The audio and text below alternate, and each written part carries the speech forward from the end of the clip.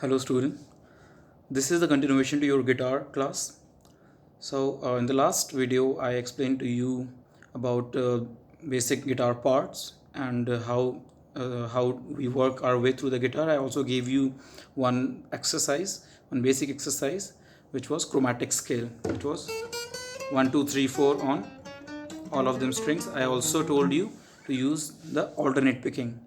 Okay, so alternate picking is the important part here in this leading exercise.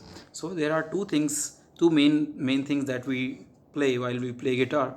First things are the leads are playing the individual notes one after the other, right? And the other thing that we play are the chords, and chords come with rhythm, strumming, right? So something like this,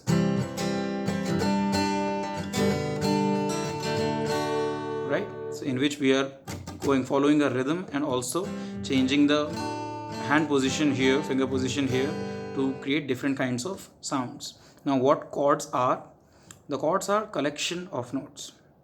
Okay, when we play more than one note at a time, suppose this is one note when I'm playing open E string, and suppose I play just these two strings, right?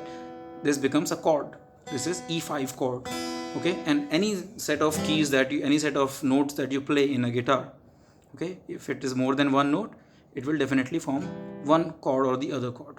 Okay, it is one thing to name them and it is another thing to play them. So first we will learn how to play them. I'll give you a set of chords that you can move your fingers around. Okay, so the important thing here is to move your left hand fingers in such a way that it does not affect your right hand strumming. Okay, now we will start with a very basic strumming. If you have a pick, then you must hold your pick with just two fingers, this thumb and this index finger. Try not to use your other three fingers, okay?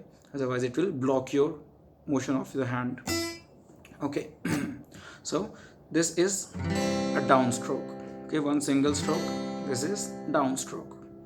We will start with downstrokes. 1 2 3 4. Okay, simple enough. We will just simply push our hand down or even let it fall. Okay, playing all these strings. Now notice that when you are moving down, the position of your pick is tilted upwards. It should be pointing your face, right? And then we slide down. Okay, it should not be like perpendicular to the strings, otherwise it will create a very harsh or hard sound. Okay, when you are inclined at an angle, it will create a softer and smoother sound. Okay, when you need more power, more strength, you can just straighten it up, and when you need finesse, when you need softness, you can just tilt it, incline it. Okay, so now on the left hand we'll be using these chords. The first chord is E minor chord, in which we take our first finger, index finger, on the 5th string, 2nd fret. Okay, so I'm counting 1 2 3 4 5. This is the 5th string, and of course this is the 2nd fret. I take my index finger and press the 2nd fret of 5th string. Then I take my 2nd finger and I put it at 4th string, 2nd fret, just below the 5th string, 2nd fret. I will make enough room and I will place my 2nd finger, right? The other two fingers are not supposed to be working right now, but make sure that they do not go at the back of the neck. They should be there. Okay, naturally it will feel like you want to take your fingers back behind the neck, but you should control them. You control these two fingers and not push them behind the neck. Okay, try to keep them here only. Okay, now we'll just simply down stroke it 4 times, right? So 1 2 3 4. All right, so it's not important initially to create the right sound. All these strings will start buzzing and start playing properly when you have enough practice of it, right? So even if you are muting and if this kind of sound is coming, there's no problem. Just make sure that your fingers are in right position. Okay, and the more you play them, the more you do all the exercises, including this exercise. So this exercise, this chromatic scale exercise, is directly linked to these chord exercises. Okay, so when you are doing this chromatic scale exercise, you are building strength in your fingers and also your fingertips. The fingertip skin is getting hard, so this will help you. This strength building of your fingers and your fingertip will help you in holding the chord properly. Okay, don't try to exhaust yourself by pushing too much to create the right sound. And even if you are touching, just make sure that your fingers are straight and they are not touching any other string. Okay, automatically sometimes you will be touching your third string with your second finger, so make sure that they are in a straight up position, coming from above, perpendicular 90 degrees to the fretboard, so that they do not touch and mute the third string. Okay, right, so it is okay if the strings that you are holding are buzzing. So in this chord you are holding the fifth and the fourth string. It is okay if it is buzzing initially, it will get better, but make sure that other strings are completely fine and they are not being muted or buzzing, or there should be no buzzing or distortion there. Okay, so this is the first chord, which is called E minor, right?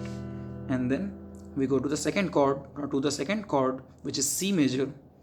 Make sure that you do not lift your second finger. Okay, just lift your first finger and put it at second string first fret. So I was there, this is E minor, and just I put it lifted up my first finger and I have put at the second string and first fret, and then I will make sure that the strings are fine here.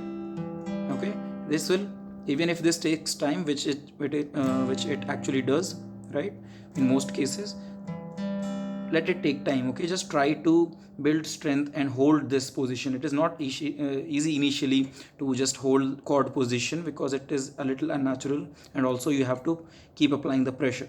So just try to hold this, maintain the shape, and make sure that the strings that you are not pressing are fine. Okay, and then just put your third finger on the fifth string third fret.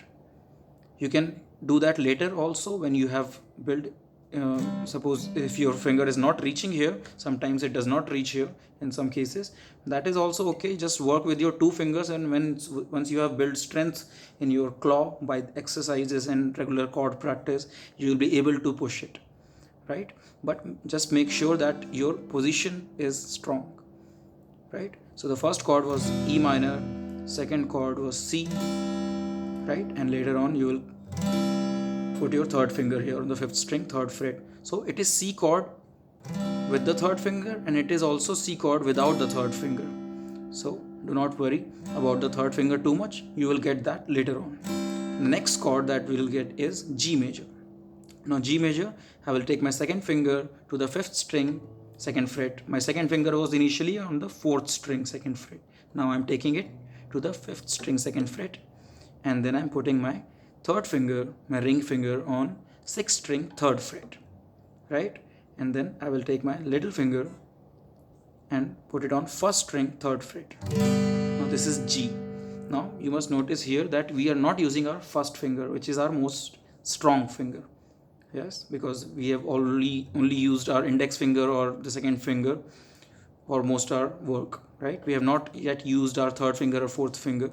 So this is going to be a little, it will take a little time. Just little time, I means like 5 to 10 minutes. Okay, you just have to be determined to just get the shape right, and eventually you will get the sound right. Okay, just make sure that you are holding the right frets and your fingers are not touching the other strings, the strings which are supposed to be open. Rest everything string is supposed to be open. Okay, so here are three chords: E minor, in which we are playing 6 strings, and I'm holding second fret on 5th and 4th string. Next I go to C major. I'm taking my first finger from 5th string to 2nd string 1st fret, C major, and then I'm taking my second finger to 5th string 2nd fret, 3rd finger to 6th string 3rd fret, and 4th finger, my little finger, on 1st string 3rd fret. This is G major. Now make sure that your 3rd finger is going up without touching these strings. Okay, now for that you will need your thumb to be positioned like this, right? It should be hanging from the neck. It's like this, you're hooking up to the neck, and so that your hand doesn't fall off. Okay, and also give a little space here. Okay, it should not be like crammed up like this, right? It will not give you a comfortable space to move your fingers. Then you'll be just clamped in one chord, you will not be able to move. So just give a little space. Okay, be ready to move from one chord. Now the exercise that you will be doing is simple down strokes on each chord. Without stopping the right hand, try to move on to the next chord. Now even if you make even if you hold the wrong chord, right, and even if the sound is not coming properly, that is all right. Just be steady and focus that your right hand doesn't stop. It is important to focus at both hands and create a balance there, right? If you are concentrating too much on your left hand, your right hand will stop, which will happen, but you have to make your way through. This is the best practice of chord shifting that is there. Okay, just try to simple gentle strokes down and keep shifting. Okay, right, so I hope this will help you, and I will see you in the next class.